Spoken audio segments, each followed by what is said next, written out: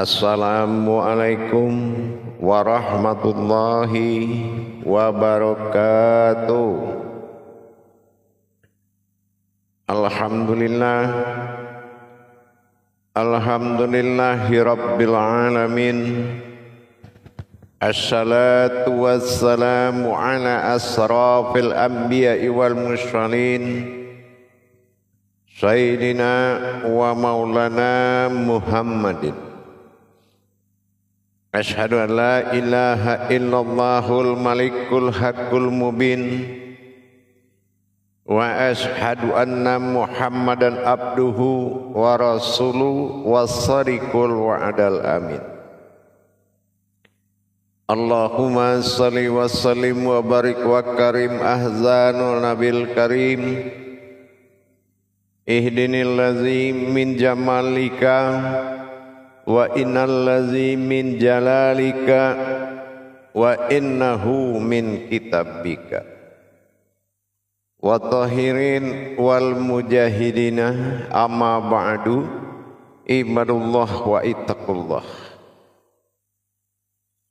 Bersyukur kita kehadirat Allah dengan mengucapkan alhamdulillahi rabbil alamin atas segala limpahan karunia, rahmah dan hidayahnya, serta dengan izin dan ridhonya kita dapat menjalankan amanahnya, beramal dan beribadah zahir batin dunia dan akhirat.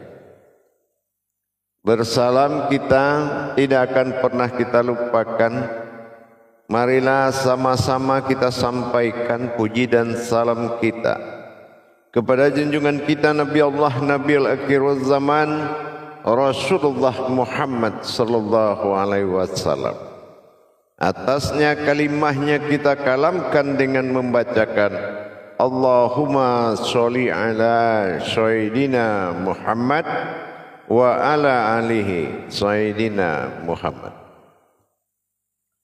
Alhamdulillah, bertemu lagi dengan saya Guru Mursyid Syekh Nur Muhammad Buya Irwan Maulana Al-Khalidi, Pasaman, Sumatera Barat. Tentunya dalam rangka meningkatkan iman dan takwa kita dalam YouTube Buya Pasaman Timur, terutama dalam makom majelis zikir Ma'rifatullah, dalam naungan Yayasan Islam Hidayatul Mubarakah yang insya Allah selalu berbagi ilmu pengetahuan, kupas tuntas ilmu hakikat amal dan ibadah, lebih khusus kepada pengkajian tauhid ilahiyah kepada Allah Tuhan yang Maha Esa. Alhamdulillah, pada waktu dan kesempatan ini saya akan mengajak kembali kita mengingat sesuatu tauhid ketuhanan. Inilah salah satu sifat kenyataan dan kebesaran Allah. Apabila kita mengetahui sejauh mana ketuhanan Allah, baik terhadap diri, baik terhadap umat, baik terhadap alam semesta. Dikatakan Allahul ladzi khalaqas samawati wal arda wa ma bainahuma. Aku jadikan dan aku ciptakan 7 lapis langit dan 7 lapis bumi, tetapi aku menempatkan sesuatu itu di antara keduanya. Apa yang dimaksud di antara keduanya dan apa yang ditempatkan? Yang kedua, Allah katakan dalam salah satu hak qudsinya, Jalalahul insan alamun tawasid baina alamul mulki wasahada wa baina fil malakut. Bahwasanya manusia itu adalah alam yang aku tempatkan di tengah dua alam. Maka di sini kita berpikir, melihat dan mengingat kembali kalam-kalamnya terhadap ketuhanan tadi. Bagaimana caranya Rabbil Alamin, penguasaan ketuhanannya terhadap sekalian alam. Yang kedua, bagaimana jalannya penguasaan terhadap semua makhluk, terhadap ketuhanannya, dan bagaimana jalannya ketuhanannya terhadap umat sampai pada ketingkatan sifat-sifatnya sendiri. Semua bertuhan kepadanya. Kalau alam tidak akan mungkin mengingat melalui sebuah ingatannya kalau dia tidak lupa ada Tuhan bernama Allah. Itu hal yang tidak mungkin. Begitu juga makhluk yang tidak memiliki pikiran, tapi dia memiliki Tuhan. Sampai kepada titik hakikat yang tidak terlihat. Semua bertuhan. Nurkah, zatkah, batinkah, semua bertuhan sampai kepada sifat dan tingkah lakunya sendiri. Semua bertuhan. Dari mana pentajalian tingkatan-tingkatan ketuhanan itu sehingga semuanya Rabbil Alamin meliputi sekalian alam sampai kepada sekecil-kecilnya hewan, binatang, dan semuanya alam ini. Inilah yang dimaksud aku tempatkan sebuah alam di antara dua alam. Hakikatnya dari alam yang dia tempatkan, wa ma bainahuma, di antara keduanya Allah menempatkan sebuah wujud batin bernama manusia yang bersifat alam. Bukan bersifat diri, tapi bersifat alam. Ini yang kita pernah sampaikan, yang disebut dengan sebuah alam al-qasar, al-qahar, yaitu alam jasmani yang bisa diajak bicara, yang bisa disentuh, dan dia hidup, dan dia melihat, mendengar, dan berkata. Itu alam. Yang mana alam itu terbuat dari kekuasaan dan kebesaran lam jalalah, sebuah alam sifat yang mana tingkah lakunya disebut dengan hamzah. Begitu juga sebaliknya, keberadaannya disebut dengan diri rahasia atau wujud rahasia, alam rahasia, alif, yang bersifat aftar. Jadi bagaimana kita bisa mengetahui kekuatan dan kekuasaan dalam menjalankan ketuhanannya? Baik, di sini akan kita coba membuka tabirnya. Pertama, kita harus tahu di antara semua yang disampaikan tadi, baik yang berkodrat alam semesta ini, atau kita sebut dengan alam mulki, baik alam malakut yang serba gaib, ada ruh, ada hayat, ada sifat, semua yang gaib.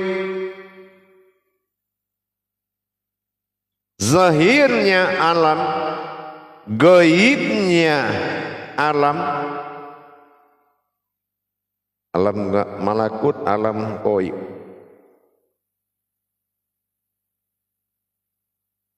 Ini menjadi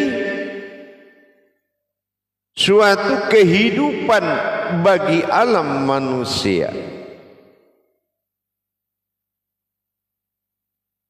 Dengan adanya titik temu dari semua alam tadi, yaitu sumber kehidupan, yaitu sebuah kekuatan batin Allah dalam mengatur segala makhluk dan alam yang kita sebut tadi, dengan perantara tiga keinsanan. Alam yang kita sebut alam dunia atau alam nyata, atau juga dikenal dengan sebutan alam semesta beserta isinya, itu terbuat dari batinnya Allah, disebut batiniah. Batiniah ini tingkatannya, derajatnya adalah insaniah. Dia sebuah makhluk. Alam kasat mata itu adalah sebuah makhluk yang mana dia bisa berbicara dengan Allah, tetapi tidak bisa berbicara dengan makhluk. Itu disebut insaniah. Insaniah siapa? Insaniahnya Allah.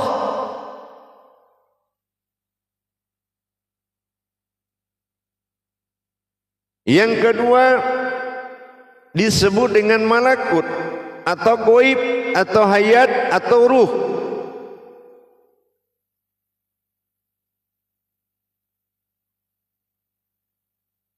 Ini tingkat alamnya. Kodratnya adalah insani, adalah insan yang hidup, insan yang hidup dan dihidupkan. Sudah dua insan berhubungan dengan yang nyata, insaniah berhubungan dengan yang hidup tapi tak terlihat, insani.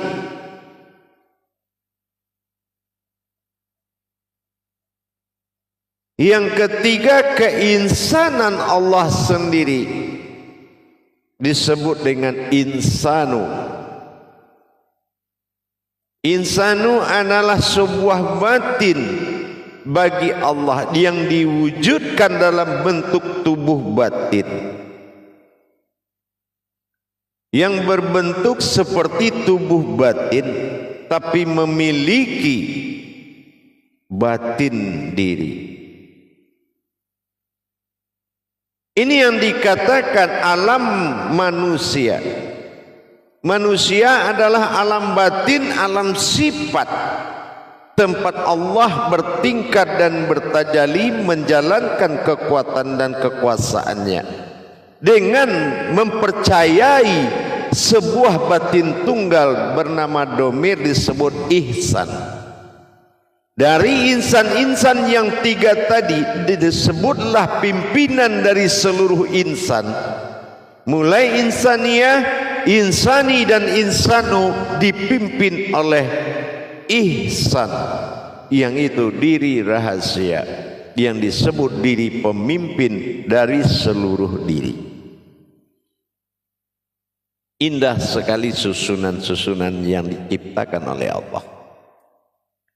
Dia utus sifat ketuhanannya yang akan melakukan yang dia kehendaki di dalam melaksanakan menikmati ketuhanannya.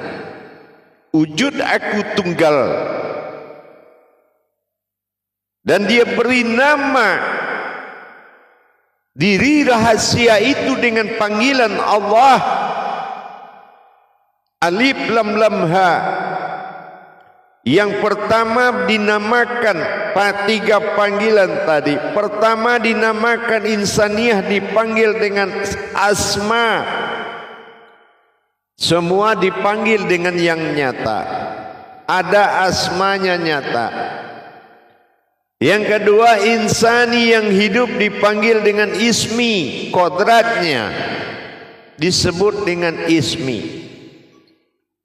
Dan diri atau batin yang dirahasiakan sebagai insan rahasia, ihsan, pemimpin seluruh insan. Ini yang disebut dengan batin atau domir.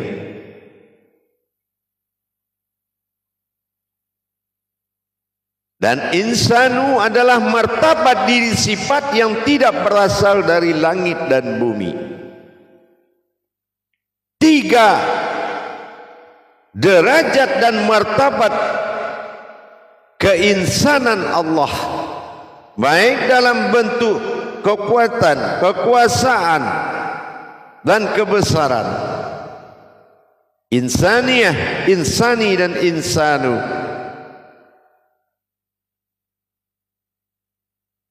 Maka dipimpin oleh diri ihsan, sebuah wujud batin tunggal bersama domir, disebut dengan pimpinan semua insan.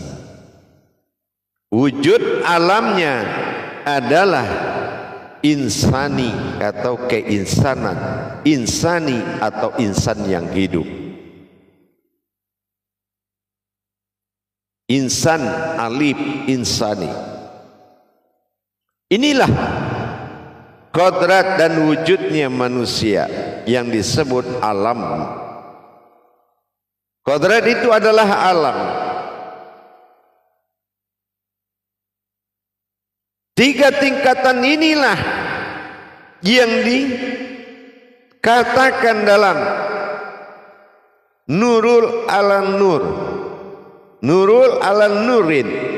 Di dalam yang hidup ada yang hidup, di dalam kehidupan ada yang hidup. Inilah titik batin yang dimaksud. Jadi diri batin memiliki kerahasiaan, domir ketunggalan yang disebut batinnya diri. Dan tajali yang dilakukan tiga tingkat keinsanan yang dipimpin oleh ihsan, diri pemimpin yang bertajali di dalam asma, ismi dan isim. Isim adalah diri insani, ayat yang berkodrat hidup. Inilah tajalli enam masa dalam sifat, sehingga nyatalah berbentuk tajalli ketuhanan yang diantarai oleh kodrat-kodrat insan yang dihidupkan dalam tajalli batin langsung dari domir atau keihsanannya.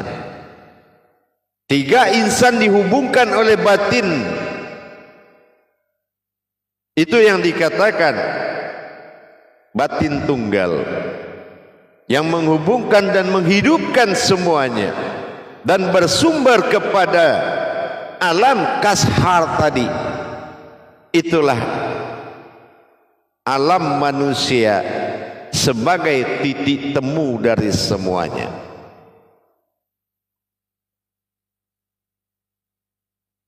Sifat mulki itu yang masuk dalam keinsaniahan. Insaniyah itu ada pada diri kita sendiri. Sifat daripada malakut dengan keinsaniannya itu wujud di dalam kalbi atau di dalam diri batin kita sendiri. dan wujud pada kolbi. Dan alam manusia adalah wujud dari semua alam tadi sebagai pusat sentral, dikatakan ma'ul hayat, sumber hidup.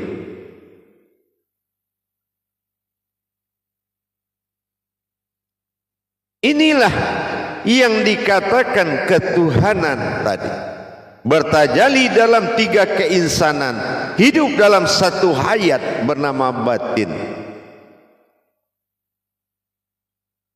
Batin diri, diri yang batin berbeda. Diri yang batin adalah jauhar yang kita lihat seperti ini. Artinya diri rahasia yang berasal dari rahasia.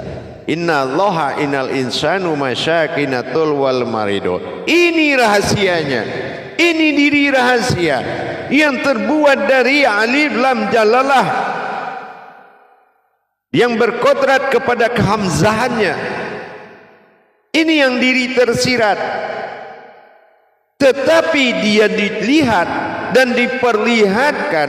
Inilah am'an, yaitu sebuah batin yang terlihat. Ini tajalli Allah yang sangat kuat, sumber dari segalanya. Napas, hidup, nyawa dari seluruh alam.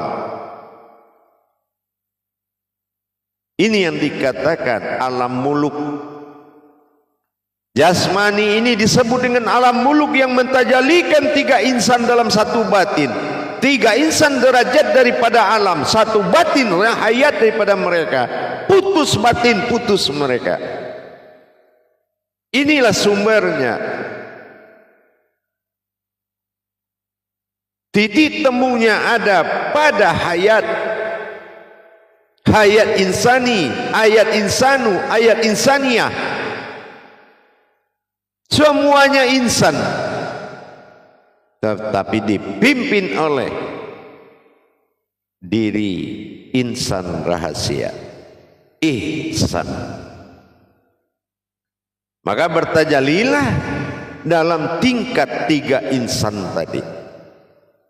Maka alam insan ini adalah alam insan yang menyimpan ihsan. Maka dikatakanlah ini adalah alam batin, disebut diri. Diri batin. Diri batin memiliki rahasia batin diri, yaitu sebuah batin ihsan yang akan memimpin dan sumber kehidupan dari seluruh alam. Kalau tidak ada diri ihsan itu sampai ke insaniyah, maka mereka sudah hancur lebur jadi debu. Disinilah nadinya, dan keakuan tajalli hayat. Nadi itulah yang disebut sumber hidup. Dalam keakuan dal tajalli, alif adalah hayat. Sampai dari mulki, malakut atau dikatakan insaniyah, sampai ke insani, sampai ke insanu. Itu hidup dalam batin yang disebut ihsan. Dan memiliki tajalli yang sangat kuat. Maka kita harus melaksanakan pemahaman dan pengkajian lebih dalam lagi. Kalau mentajalikan ketuhanan itu dari tiga keinsanan, insya Allah semuanya insan. Insaniyah, mulki, insani, malakut, insanu, isim, hayat, dan batin tunggal adalah ihsan, pimpinan dari tiga insan. Dan tiga insan hayat atau hidupnya dari diri ihsan, batin tunggal. Dan bagaimana tajalli ke depannya seperti tersambung dalam satu hayat. Insya Allah dalam pertemuan berikutnya akan kita kaji kembali. Yang penting sekarang jagalah dirimu, karena alam ini adalah berhayat kepada kita. Insya Allah jaga diri kita, jaga martabat Allah, ikuti. Tanpa kita pemahaman tentang nafnya Allah pada diri, maka dikatakan ketuhanan tadi adalah suatu kekuasaan yang dijalankan. Kalau kita tahu, hanya sekedar tahu semua itu bertuhan kepada Allah, anak-anak juga tahu. Tapi bagaimana proses ketuhanan adalah melalui hayat. Bagaimana proses ketuhanan dengan derajat insan. Mudah-mudahan bisa dipahami dan dimengerti, menjadi amalan kekal dalam diri.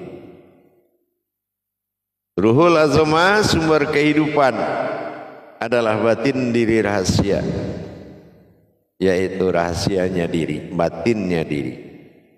Diri adalah alam batin yang menyimpan batinnya diri. Maka disinilah pusat tajalinya.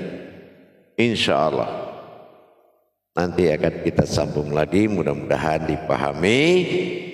Biarlah kita pelan dalam memahami, asal kita tidak melanggar adab-adab hakikat. Insya Allah kita jalani dengan baik, kita nikmati dengan senikmat-nikmatnya, dan pelajarilah. Sesungguhnya tauhid Allah, tauhid ilahiyah itu adalah diri kita sendiri. Ihdinas siratal mustaqim, ihsan. Din tajalinas manusia, sirat yang tersirat. Inilah yang tersirat. Apa tersiratnya? Tidak berasal dari apa yang di langit dan di bumi, tapi terjadi dari wujud lam jalalah, hayat dalam batin tunggal sir, dan bertingkah dengan hamzahnya, dan berwujud dalam batinnya tunggal. Insya Allah lam alif hamzah ya. Ia itu adalah sembah alam kepada diri. Ia adalah sembah alam kepada diri. Insya Allah. Barakallahu lazim.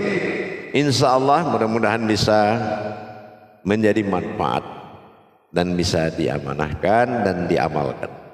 Barakallahu. Akhirul kalam. Wabillahi taufiq wal hidayah. Assalamualaikum warahmatullahi wabarakatuh.